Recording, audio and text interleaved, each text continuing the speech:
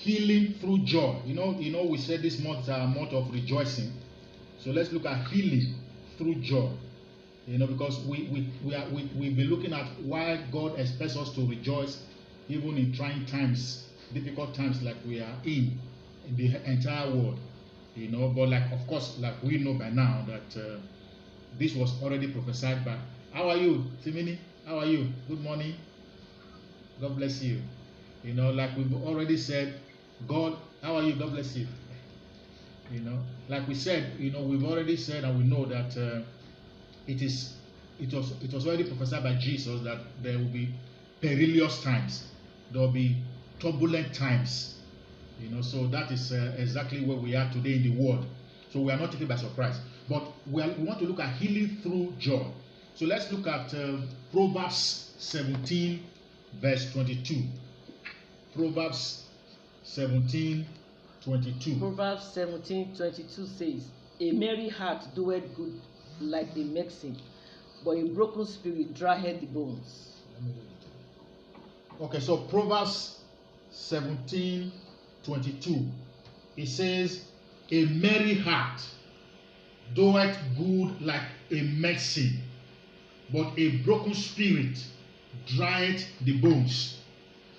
You see, this is the reason why God wants us to rejoice at all times. Because joy, rejoicing or joy is very contagious.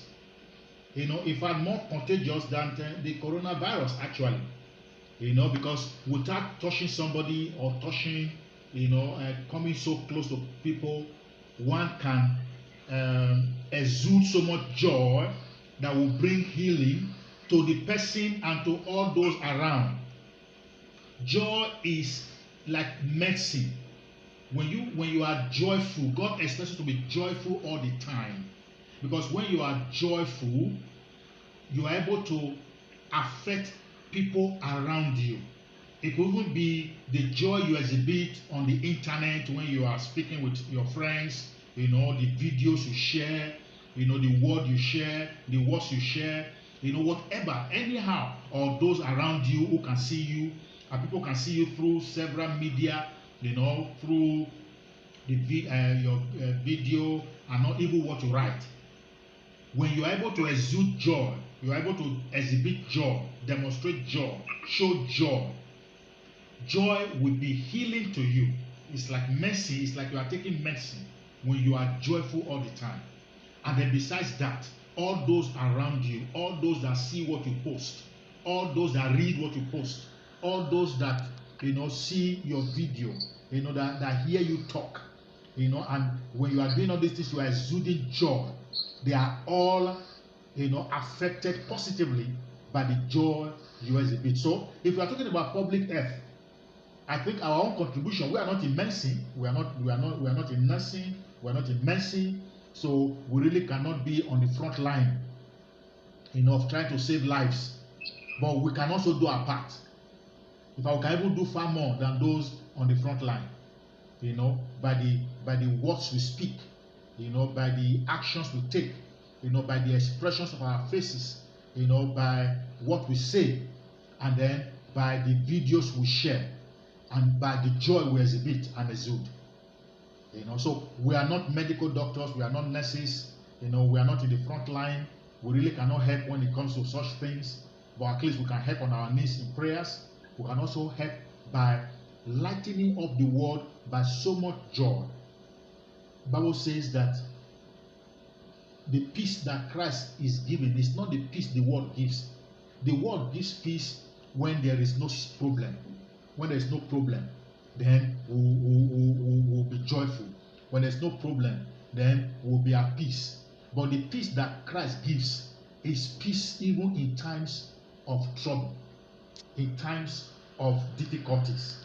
That is the kind of peace that God gives. The kind of peace that God gives. God wants us to have joy. God wants us to exhibit joy. God wants us to be, to bring about other people benefiting from, from what He is doing through us. That is why, like we started this series by saying that we are the light of the world. We are the light of the world. We are the light of the world. So God expects us to contribute to what the medical doctors are doing. And those people who are not in the hospital, who are the students that we know, when they speak, we're able to direct them and let them know, look, God has already said all this, that this will happen, and so on and so forth.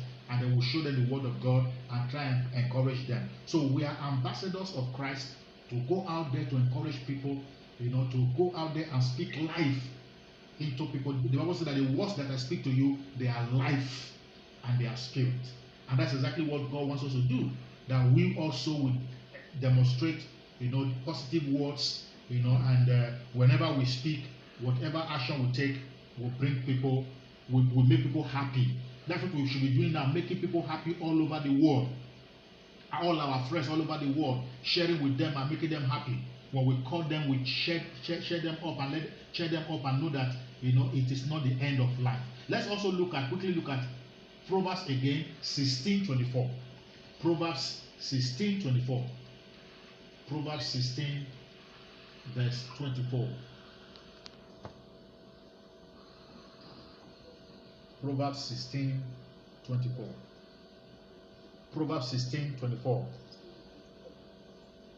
It says, pleasant words are as an honeycomb, sweet to the soul and health to the bones. Pleasant words are as honeycomb, sweet to the soul and health to the bones. This is our contribution to the world. As we, I've been calling a lot of people all over the world, in America, and all the people I know, trying to cheer them up. It says pleasant words are like honeycomb. It's like honey, sweet to the soul. And beside being sweet to the soul, is healing to the bones. We are praying every day about against this coronavirus. Every day we are praying. But we also have to bring in another dimension. The dimension of being positive in what we say, and dimension of encouraging people, speaking to them, and let us dance when we can dance. Let us sing when we can sing. Let us make people laugh and make people cheer. That is exactly what the church should be doing at this time. We want to see a lot of